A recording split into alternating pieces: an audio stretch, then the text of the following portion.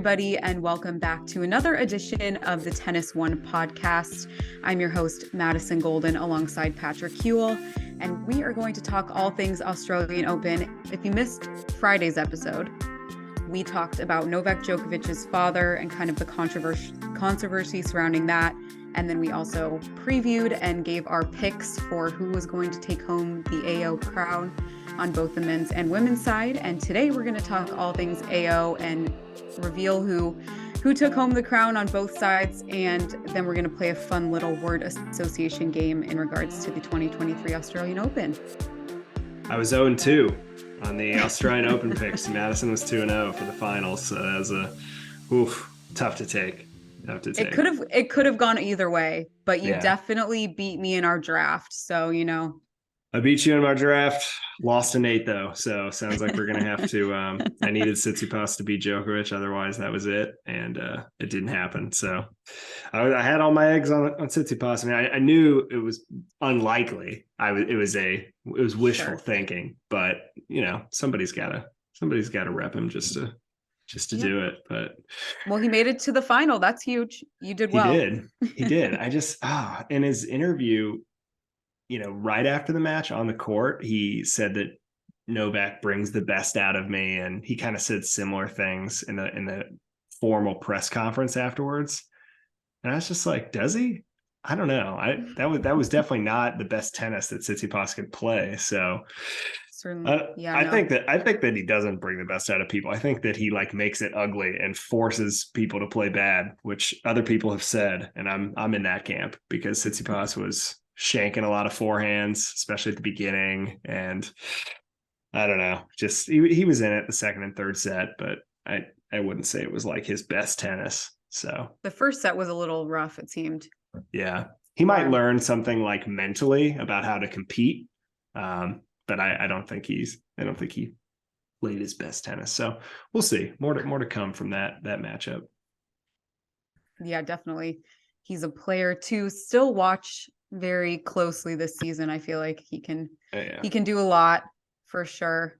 And then the women's side could have gone either way on that side as well.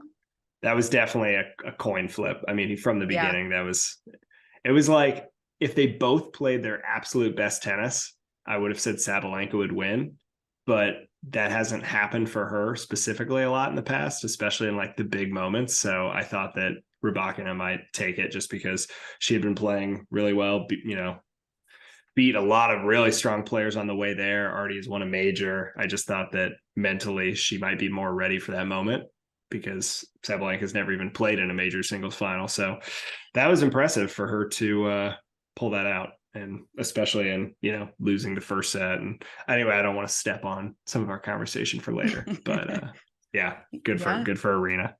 Definitely very exciting. She's a good person. It was cool to see her celebrate, and her shoot that she did with the trophy was very cool. How about that dress? Did they provide that dress? Did she go pick that out? Wow. If you didn't see it, everybody go Google her dress, or actually it's in our app. It's in TennisONE. It is beautiful. It was so pretty, and she just looked so angelic, and she was in some Shakespearean movie, or I don't know, it just reminded me of it was very pretty. It was very, very picturesque. Yeah. And her hair. Oh yeah. Chris Clary posted a photo. He's the New York Times tennis writer, for those that don't know him, but he posted a photo of her, and she was in this gondola with, a guy paddling the boat for her in the back. And there's, all these flowers and trees behind. And it was Sabalenka meets Monet. And seriously, that was pretty funny. So she looked very pretty. Yeah. She was having a good time. I saw someone say that, I'm trying to remember who it was. Maybe it's Racket Mag or somebody was like, are we going to get this same shoot for Djokovic? That'd have been great. It would have been something. Mm-hmm. I would have liked to see it. Him in a boat. With that dress. Wow. Yeah. His hair braided and in a fancy bun. Oh, man. No, we didn't get it. Maybe next time. Well, TennisONE app is going to be busy the next couple of weeks. Patrick, do you want to tell the fans what to expect and what's coming up next for us? Yeah. So before we get into doing our word association game for the Australian Open, just want to let everyone know, starting this coming weekend, we are the official app of the Dallas Open, which is an ATP 250 event. It's actually indoors. I had just in my head, I thought Texas, who cares what time of year it is? It's probably warm, right? Hadn't even considered it might be an indoor tournament. And then I looked at the website last night. I was like, wow. So it is at Southern Methodist University, SMU, the tournament. And it starts, qualifying will be this weekend. And the main draw will start on Monday, and we are going to be down there starting this Saturday because there is also an event that we're going to live stream in the app, and it is the Women's Tennis Classic. It's an exhibition event that they have before the men's main draw starts. And originally it was Sloane Stephens versus Venus Williams. That was who was slotted to play. And then, as many of you know, Venus Williams she picked up an injury at the Adelaide tournament in I believe it was the second round. She lost in 3 sets, but oh man, she could have won that match. But it was weird. It was like outdoors, and then they moved in, and it was totally different conditions. And a few of the players actually got hurt when they went indoors. So I don't know exactly what the situation was, but Venus, I think it was like a hamstring thing or something with one of her legs. So she is out, but replaced by Madison Keys. So we get a little rematch of the 2017 US Open, I believe it was, when Sloane and Madison. Fun. Yeah. So yeah, nothing, it's going to be a really fun match, and we're going to be live streaming it in the app, Crowd Live. And Madison and I are actually going to do a live podcast episode. So right before the match, we're going to be chatting. So anybody that wants to join the conversation and kind of see what's going on down in Dallas, we'll be doing that leading right into the match. And then we'll be chatting during the match as well in the Crowd Live experience right here in the TennisONE app. So we are looking forward to that. It'll be really fun. And it's a great way if you have, questions that you want to ask us, or you just want to contribute to the conversation. Crowd Live is a great way to do that. And it's perfect that we're the official app of the Dallas Open, and Patrick will be down there. So it'll be really fun and exciting. So definitely join us. Yeah. Come say hi. We want to know your guys' thoughts on pro tennis. And obviously we're not the end all be all. So tell us where we're wrong. Come in with some hot takes. We'll love it. So yeah, the drama. Everybody loves the drama. Oh yeah.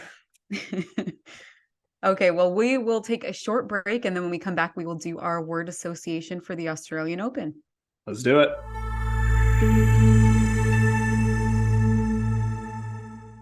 Hey, everybody. Welcome back to the TennisONE podcast. We're going to switch gears now, and we're going to talk all things Australian Open, and we're going to play a little fun word association game. So essentially, we have topics laid out, and Patrick and I are going to take turns going through and giving a word or a phrase that we think best fits the topic or sentence.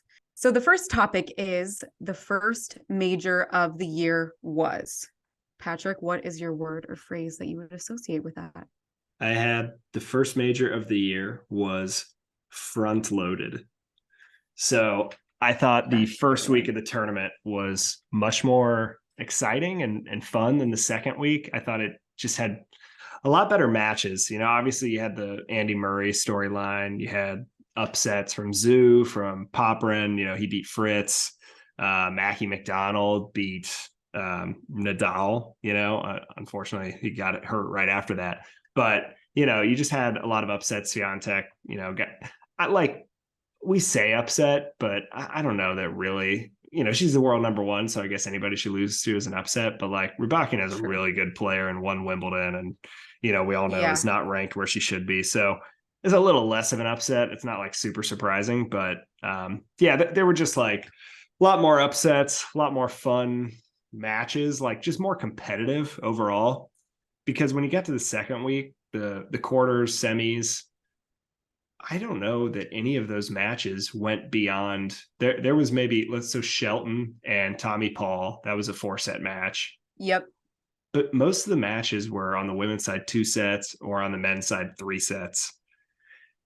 Unfortunately, Djokovic just is a buzzsaw. Anybody that comes up against that guy, he just kind of made him look amateurish in some instances. So, which is crazy. which is crazy because they're great players. Yeah. Yeah. Not to knock these. I mean, Rublev's top 10, but Literally. like when Yeah. you go up against Djokovic, it's just, he's just too good at this tournament, especially. So yeah, I said front loaded. I thought all the drama was sort of in the first week of the tournament and all the excitement. And, even Kyrgios played in that practice exhibition with Djokovic right before the event. So that was exciting, especially because he didn't end up playing the tournament because of his knee that he had surgery on the other day. So yeah, I said front loaded. What about you, Madison? That is a good word. You talked a little bit about it throughout your facts there. I said dramatic. Yeah. Because I feel like there was a lot of, whether it was people pulling out of the tournament pre-tournament, like big players like Kyrgios, Tomljanovic pulled out, one of the Australian players. So just kind of seeing like the dramatic turn pre-tournament, and then just the drama continued. We had Andy Murray, doing what Andy Murray does best, that 5-hour match, over 5-hour match. Just a lot of dramatics, I feel like. And then I just feel like you can't really have Djokovic in it without any drama surrounding him. So of course there was a little bit of controversy, a little bit of Djokovic drama. So I felt like dramatic summed it up for me. Yeah. Even, I mean, I guess back to front loaded, but going in with dramatic, like even the weather in the first week was like all over the place. It was like there was a heat warning to start, and then it was cold and rainy, and they were closing all the roofs, and nobody was playing on the outside courts. And then the second week was kind of like, okay, now it's just perfect summer weather here in Melbourne. So yeah, it was like even keel the second week. That's very true. Yeah, it was crazy. But totally wouldn't dramatic. expect anything less for Australian Open though, for sure. Yeah, when I went, I do remember hearing a lot. Everybody's like, "Oh, there's 4 seasons in one day here," which I mean, we're talking weather now, but I feel like a lot of places will claim that. I mean, even Chicago, where I live, they used to say that too. But we'll let Melbourne have it. We'll let them have it. And yeah, so front loaded and dramatic. I would agree. Those are good words for sure. So the second topic that we have for our Australian Open word association game, the most surprising thing that happened over the last 2 weeks was.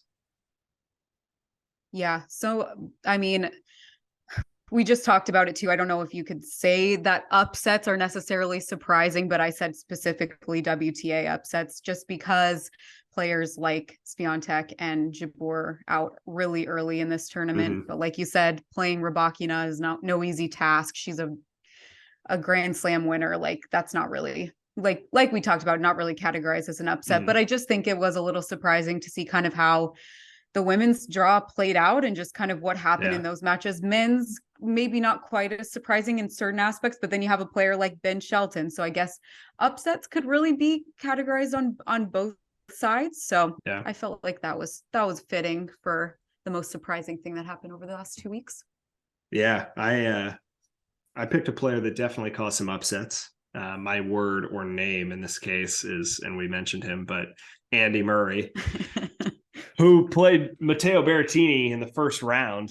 And, for a lot of people in tennis that watch Breakpoint, Matteo had his own episode and he made the semis last year. And so you're like, oh, he clearly has some expectations going into this year to do even better. And unfortunately, he ran into Andy Murray, who, this is what is the most surprising thing that happened. Some people would argue that it's not super surprising that Murray was able to beat him. I mean, it's a first round match. I think it's not surprising because Murray has had some good first round matches over the last sort of year or so when he's been coming back. But I think over the last 10 tournaments, he hasn't won more than 2 matches. And in this tournament, he didn't either. He won his first 2, but to see him win both of them in 5 sets, like super dramatic. Again, I went to sleep. I wrote him off for sure during Kokkinakis. I thought that was over. And to see him come back, and what was really surprising was just how well he was moving. That was always what he was most famous for, Andy. He would track everything down. I mean, it was always so impressive. And that's honestly one of the things that got him to the #1 ranking and why he was able to merge his way into this big 4 conversation, because he stole a few majors from those other 3 guys. But yeah, he was always a great mover. And then unfortunately, he had the hip surgery, and naturally you're not going to be a great mover after that. But this was the first tournament where watching him, I was surprised at how well he was moving, and it significantly better than last year. So I think he just was tired going into that third match I'm because sure. because the crowd was with him and he got it to 4. I think if he would have had a little more juice, that he could have really put more pressure on Batista Agut and probably won that. So yeah, I said Andy, just how many upsets and just his movement, super Yeah, surprising for me. that was for sure. And like you said, not necessarily that he was able to do it, but maybe how well he was playing and just Yeah, kind of, yeah, the type of, the Andy Murray that we didn't know if we would see again. I feel like he was yeah. definitely on full display in this year's Australian Open. So that was definitely fun to watch. Another player and our next topic that was fun to watch, Aryna Sabalenka winning her first singles major was, what did you put, Patrick, for your word or phrase? I have a hyphenated phrase here. I said tiger like. Ooh, I like that. So for those of you that don't know, Aryna has a big tattoo of a tiger on her arm that is basically like her spirit animal. And it really is the perfect spirit animal for her because she is just so fiery, so determined. And I mean, over the last year, going into this tournament, you now see how determined she was, because literally a year ago at Adelaide, the warm-up tournament before Australia, it was maybe a low point, like the lowest point for her. And she was ranked 2 in the world at this time. And she was serving underhand because she was like so in her head about it. And, now she says there was a technical issue with it. But to see the number 2 player in the world serving underhand because she couldn't get a serve in is, when it was happening, I just couldn't believe it. I was like, I don't know how somebody that is ranked this high could possibly have this big of an issue with her serve, but there it was, and it was an issue for most of the year. She started to have good results again, the back half, and I think made semis the U.S. Open, and did really well in the Mm-hmm. WTA finals. So Yeah. she had some strong momentum going to this tournament. But to see her win it again, kind of said earlier, she, in the biggest moments, sometimes her mental game hasn't always been, where it needs to be to get over the finish line. And she did. And to like come back against Rybakina, who I thought was going to win, just she had more experience and Yeah. all that, but to lose the first set in a major final, and after everything that's happened, still like just fight and get back into the match and win, that was super impressive to me. So yeah, good for Aryna, and she, like you said, she's a great person and really fun to be around, and yeah, has had a lot of public issues anyway, with like a Yeah. lot of things in public, just like with her serve and mental game, a lot of critique going on. So yeah, cool to see her get the W, get the title. Very exciting. Yeah, Or, you touched on a lot of the points that led me to choose my word, and I chose the word redemption. And I yeah, just feel like she totally embodied that this Australian Open. Like you said, you talked a lot about her serve, her really struggling with that, and just everything that she's struggled with on the mental side, and maybe not being able to get back into these matches after she's, lost a set or doesn't do something right for a couple games. I feel like this was a totally different arena than we're used to. mm-hmm. And this was she hadn't lost a set the whole year. Yeah, And Rybakina pushed her to lose a set, and she was able to yeah, redeem herself and didn't come affect back. her. So yep. And I just feel like now that she's turned a new leaf, and that was kind of, she's put in everything in the past, and I feel like now she knows what it takes and that she's capable of winning a major, and she did. Yeah, So yeah. it really I mean, not that I've ever won a major, but winning that first one has to be the hardest, especially when Yes. you've been ranked as high as she has for as long as she has now. She's been a top 10 player for several years, and has, I'm not sure that this is 100% true. Maybe Swiatek would be different, but I would say I think that Aryna Sabalenka has won the most WTA titles over the last few years of a player that hasn't won a slam. So she wins a lot of tournaments outside of the slams. And yeah, to see her kind of get over this hump, it'll be interesting to see. how she does the rest of the year, and if she can start rattling a few slams off now that she's kind of got that, gotten over the hump. Yeah, certainly. And even playing well at, Indian Wells in Miami too. I would love to see her just continue. Yeah. And, she could be the one to kind of chase Iga this season.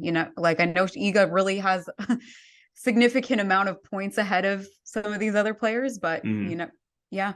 Yeah. Well, we'll see. I mean, Roland Garros, it could flip depending what happens. I mean, Iga will be defending. She won it. So she won't gain any points from Roland Garros. So we'll see what some of these other players can do. And it would be cool to see that rivalry, because those two are so different, the way they play, Sabalenka and Swiatek. Totally. And so could kind be a fun one. Opposites, fire and ice on the court. Oh yeah. All right. So we'll go to the next one here, which is Novak Djokovic's 10th Australian Open title was. Yeah. So I picked a word that I just feel like truly embodies Djokovic as both a player and a person, and I chose the word textbook. I just feel like it was literally textbook perfect tennis from Djokovic pretty much throughout the entire Australian Open. Obviously, we talked about him suffering, kind of pushing through an injury. Didn't look like it. I mean, he really I don't really think he ever looked like he was playing injured, and I just don't think he's just so hard to beat, and he's just textbook, really plays perfect tennis most of the time. I just feel like that final really showed that. And like you said, Stefanos really didn't play. Even though he said he thought it brought out his best tennis, I don't think it did either. I think that 3 straight sets victory for Novak Djokovic getting his 10th AO title. Yeah. Textbook execution from him. Well, yeah. I said the other day, Djokovic is the only player that when I watch him and he misses, I kind of think that it was on purpose, because he's so good. I've never seen somebody play tennis at the level he does. And he had that injury. And so let me just get to my word, and I'll kind of explain. My word was undecided on his 10th Australian Open title, because I want to know more about this injury. His coach afterwards said that 97% of players, if they got this MRI result that Novak got before the Australian Open, they would have pulled out. 97% of players. That's what he said. Now, he's Novak's coach. He's Novak's hype man. Obviously he's going to say some positive things about Djokovic, but I'm interested Novak said today, I believe, that he is going to reveal more about what his injury is.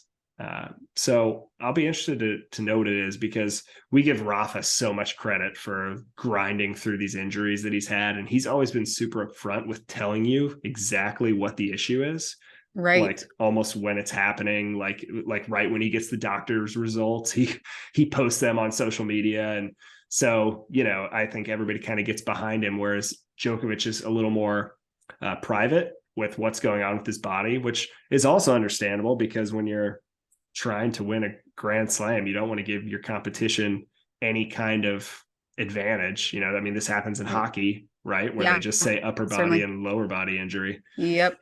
So Djokovic had a lower body injury that, as you said, most of the time, especially the back half of his run, he looked like he was in good shape. And he said it was feeling better as the tournament went on. There were still moments in some matches where he looked uncomfortable, but it'll be interesting to see what that is, to kind of then view this title run through the perspective of that, because if it really is an injury that is something that 97% of players would pull out with, that's very impressive to win that convincingly with that injury. Because otherwise, injury aside, I would have just said expected, or even redemption from last year. I mean, going from being kicked out of the country to winning. He said it was, his most important victory of his career, because of, coming back from that. And even in the last couple of days with all the stuff with his dad, that's a huge distraction to have your dad being talked about in the media that way. And not even being able to be there in your son's final. Yeah. So super impressive. I mean, that level of tennis is nobody's going to I thought Tsitsipas was playing great, and even he couldn't win a set off him. So yeah, but I got undecided right now. I'm very interested to see what this injury is. So that's a good point. Like you mentioned, Rafa may be more private in his personal life, but when it comes to his injuries and tennis, he seems to be pretty open about that. So that is a very good point. And we saw that obviously last year after, Roland Garros, he was really open about kind of his injury and the trajectory that he was expecting after that. So it would be nice to see Novak, share what's actually going on. Rafa's had a lot more experience with injuries, so he maybe has a better idea of the best way to, talk about them when it comes to the media and things like that. I mean, he's been hurt so much that maybe at this point he's just like, I don't care if people know that, because, he's seasoned. Yeah. So we'll see. But that was my word for That was a good one. 10th win. I like it. All right, the last topic for our word association game. What you'll remember most about the 2023 Australian Open is? Ben Shelton. There we go. Love it. We talked about Ben in some of our previous podcasts. We talk about him a lot. We're from the US. We covered college tennis. We're very excited about this guy. But to see, I mean, just first time out of the country and you make the quarters of a slam, I don't care who you're playing. People have said, I didn't play anybody ranked very high leading up to that.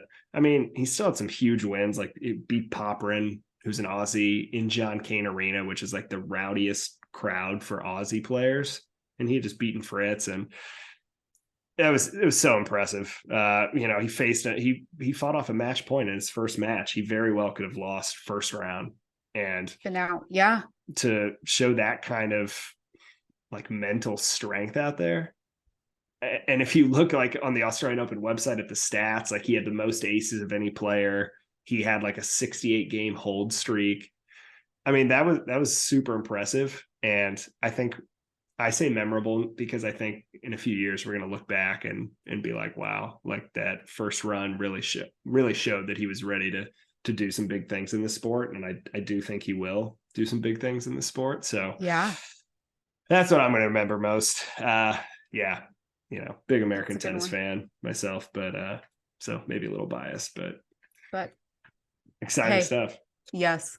Well, I'm on theme with you there. I said USA for mine. Just American tennis in general on both sides. I just thought it was incredibly impressive what some of these players were able to do. On the women's side, of course, Jess probably maybe not getting the result that she wanted, but she still had a really, really great tournament. She's played really well so far this year. And her and Coco, I really hope that we get to continue to see them play doubles together, because I think that they could really be a contender for like a good doubles partnership that is capable of winning a slam. I really think that. And they're both such good singles players as well. So love to see both of them do well. And then of course on the men's side, you just talked about Ben Shelton. Tommy Paul, I think, is going to be a really fun player to watch. Obviously playing Djokovic really hard.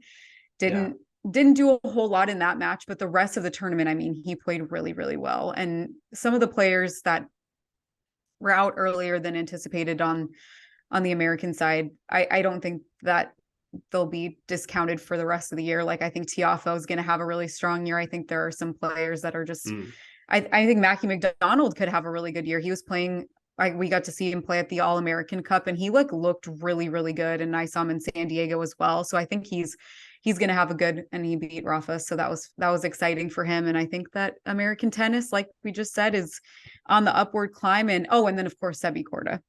Of course. I almost forgot. How could I forget about him? If he weren't injured, I think that he could have really potentially made the final, and it could have been a closer final than it was. I don't know. It would have been interesting to see how it all played out, but hopefully we wish him a speedy recovery. But I think he's another American to watch out for, and I'm really looking forward to this year for Team USA. That's right. So many good results from the Americans, and man, it's frustrating when players are like at their peak or at the best they've ever been, and then they get injured. And, whether that's like they've just been pushing themselves so hard to get to that point. And obviously we kind of saw it with Mackie, who, that Nadal win was super impressive. And he talked about how hard he'd been working and all this stuff. And so I think it was an abdominal tear, which that is an overuse injury, unfortunately. And so, painful. yeah. And then Korda, I think, saw that he got the results of, they looked at his wrist and it wasn't anything like super worrisome. I think, again, probably just a overuse situation. So yeah, I'm excited to see what those guys do. Korda, man, I thought he was going to make the final. He's playing so well. He really beat Medvedev, beat Hurkacz in 5. Like, he had so much momentum going into that quarterfinal match. And then what do you do when you're injured? So yeah, but super, like you said, great tournament for the Americans, and we'll see what it just keeps getting better every year. So we'll see what they got going the rest of this season.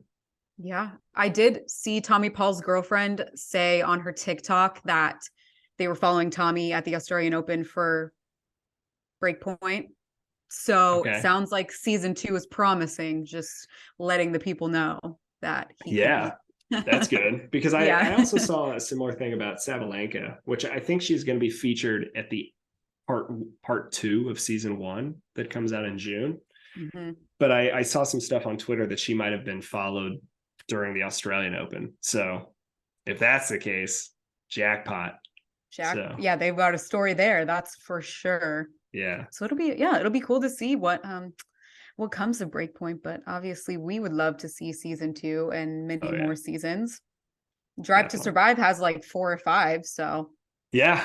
I don't know I don't know how many seasons they originally planned for, or if they're going to see how the first season did, or hopefully they at least said we're going to do 2, and then they should have a good feel for how much interest it's getting and stuff like that. So yeah, definitely. We'll see.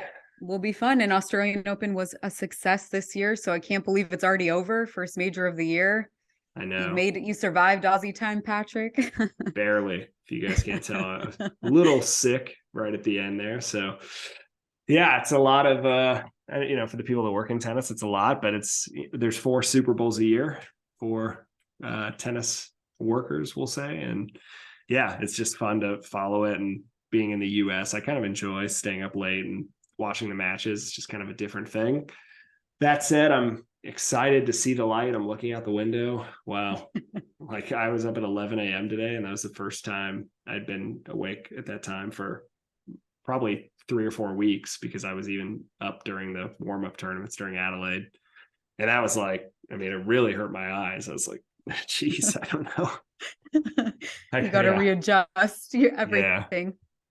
So looking forward to that. But yeah, and then we kind of mentioned at the beginning of the episode, but I'll be going down to Dallas on Saturday for, basically 10 days for the Dallas Open ATP 250. And again, TennisONE official app. We're going to have the exhibition match we mentioned. We're going to have a live stream of the draw reveal that we always do at these tournaments. And we'll be having all sorts of coverage on our social channels throughout the whole tournament. And so yeah, you can follow us at TennisONE app on Twitter and Instagram is where we'll be posting mostly for the Dallas Open. And yeah, shoot us, within the Dallas Open section, there's a chat in our app. So if you want to see anything or have any questions or anything like that, come in there and say hi. Same with the crowd lives with the exhibition match and draw reveal. Make sure to join those and come say hi. And yeah, should be a fun 10 days down in Dallas. Yeah, that's a really fun tournament. It was really successful last year. So we're very excited to be the official partner of that. And we have quite a few tournaments in February. So it's a busy time for the TennisONE app, but very exciting. And obviously, we would like to thank everybody for listening to the podcast. And any questions and feedback that you have, you can obviously submit those in the comments section of the TennisONE app. But we're also available on Spotify. So if you do listen to it on Spotify, we would love a follow and a rating. And we really enjoy doing this podcast. So we thank you, all of our listeners. And we're looking forward to hopefully seeing some of your faces when Patrick's in Dallas. That's right. Thanks so much, guys, for listening to TennisONE podcast. Madison Golden, Patrick Kuhle, signing off.